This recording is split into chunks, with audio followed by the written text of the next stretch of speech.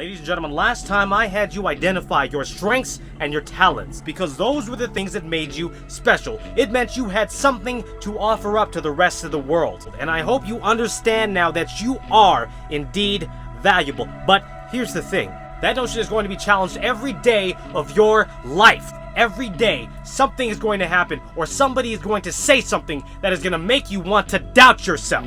And that is where the second step of developing a strong self-image comes in. Last time was all about getting you armed with the knowledge that you are valuable. And now that you are armed, it is time to go to war!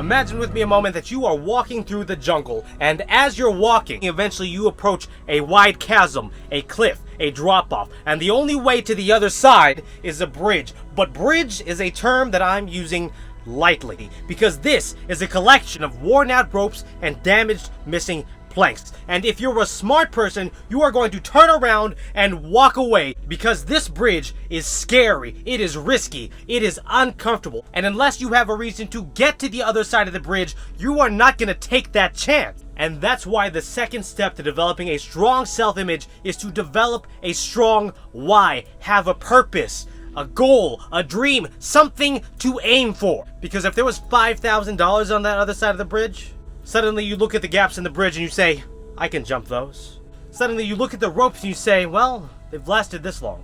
Because in the words of Henry Ford, obstacles are those terrible things we see when we take our eyes off of our goals. So when you have a goal, when you have a dream, when you are aiming for something, suddenly all of the obstacles in the way become diminished. But I'm not done yet. Because you see, some of us start at a greater disadvantage than everybody else. And some of us will encounter adversities that other people don't even know exist. And suddenly, there's no bridge to the other side. All that you have is a fallen tree trunk, barely holding on by its roots and its branches. And it's at that point that you ask yourself, is it really worth risking your life over? Because $5,000 is great. You can buy a lot of things with $5,000. You can pay a lot of bills, but you're not even sure if you can make it across. So is it really worth it? And not only that, even if you do make it across to the other side, there is a fire back there behind that $5,000. So even if you do make it, you might still be burned alive. But let's do this. Let's take away the money, and let's put your family and your loved ones on the other side. Then will you cross?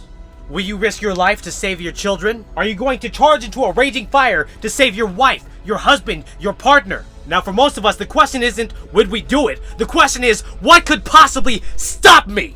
And that's why when you develop your why, you have to make sure it is something real. You have to make sure it is something you are going to fight tooth and nail for.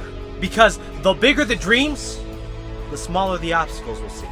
And so the first step taught you that you were valuable because you had strengths and talents that nobody else had to offer. And in the second step, we were going to defend that position because we have goals in mind. We have dreams that are so big that every obstacle seems minuscule in comparison. So now we're not just valuable, we're invincible.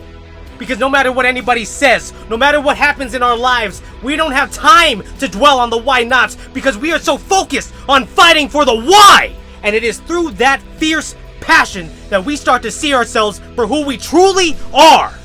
And that is somebody who is absolutely phenomenal. Have a great day.